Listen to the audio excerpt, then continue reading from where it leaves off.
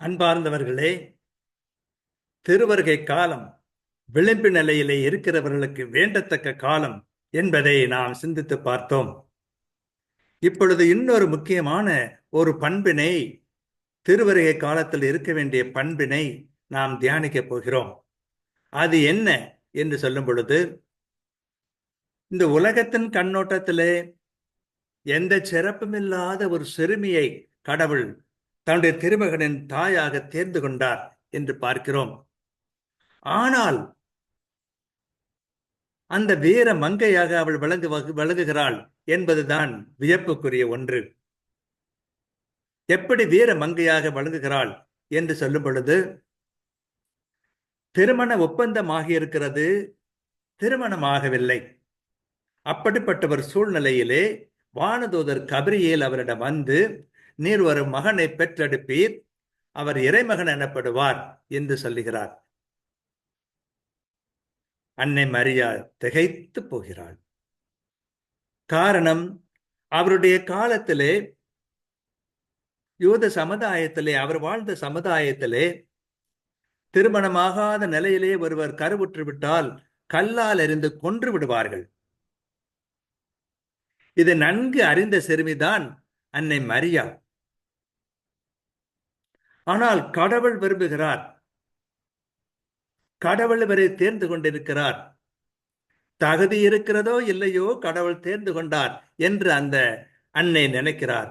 ஆகவே நான் ஆண்டவருடைய அடிமை, அவருடைய விருப்பப்படி நடப்பதுதான் நியாயம், ஆகவே உங்களுடைய சொற்படி எனக்கு ஆகட்டும் என்று சொல்லிவிடுகிறார் அந்த வீர பெண்மணி.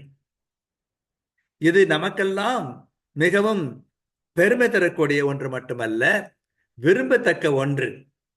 ஏனென்றால் நம்முடைய நாட்டிலே, நம்முடைய வீட்டிலே பெண்கள்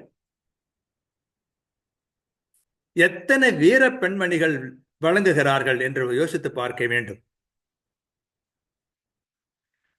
எண்ணிக்கையில் அடங்காத வீர பெண்மணிகளை எங்கேனும் நாம் பார்க்க முடிகிறது. பொருளாதாரம் சரியாக இல்லை, ஆனாலும் குடும்பத்தை இப்ப ஓட்டுகிறார்கள். கட்டிய கணவன் குடிகாரனாக இருந்து கொண்டிருக்கிறார், ஆயினும் கூட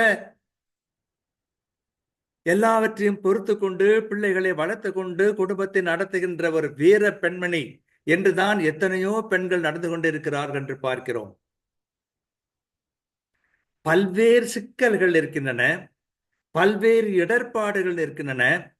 எல்லாவற்றையும் தாங்கிக் கொண்டு தலை நிமிர்ந்து நிற்கிறவர்களாக இருப்பதை நாம் பார்க்கிறோம். ஒரு ஆண் தன்னுடைய மனைவியை இழந்து விட்டால் தன்னுடைய பிள்ளைகளை வளர்க்க முடியாமல் திண்டாடி போகின்றார். ஆனால் எத்தனையோ பெண்கள் கைம்பெண்கள் ஆகிவிட்டாலும் கூட தன்னுடைய குழந்தைகளை அருமையாக வளர்த்து பெருமைப்படத்தக்க வகையிலே வளர்த்து விட்டு விடுகிறார்கள் என்று பார்க்கிறோம். இவர்கள் எல்லாம் வீர பெண்மணிகள் இல்லையா? ஆகவே கடவுள் இப்படிப்பட்ட வீர பெண்மணிகளை தேடி வருகிறார். அந்த கல்லில் இருந்து கொன்று விடுவார்கள் நிலையிலும் கூட ஆகட்டும் கடவுளே என்று சொன்னார்களே அந்த அம்மையார், அன்னை மரியா. அதே போல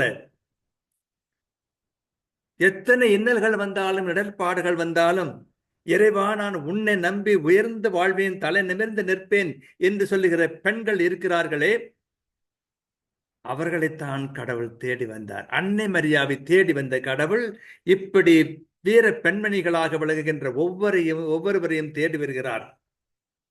உன்னிடம் ஒரு குடும்பத்தை ஒப்படைக்கிறேன், உன்னிடம் சிறு பிள்ளைகளை ஒப்படைக்கிறேன், நீ வளர்த்து விடு என்று சொல்லுகிறவராக.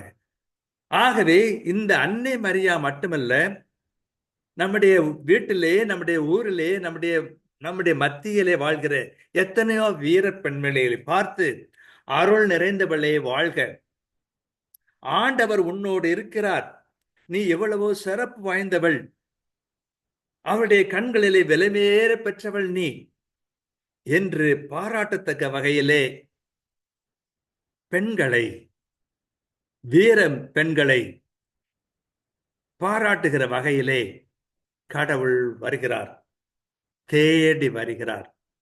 நல்ல வேளையாக அன்னை மரியாவை போல ஏராளமான வீர பெண்மணிகளை அவரால் காண முடிகிறது, கண்டு மகிழ முடிகிறது.